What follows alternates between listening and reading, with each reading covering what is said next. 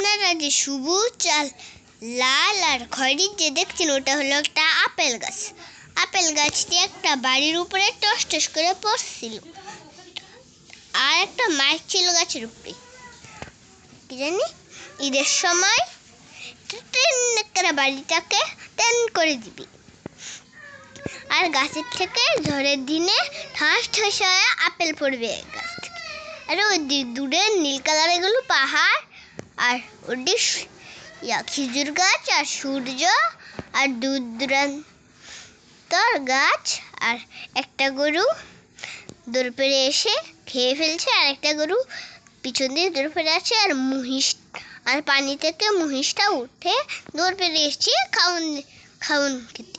আর ওটা পানির মধ্যে নৌকা, আর এটা ফুল বাগান। আর গরু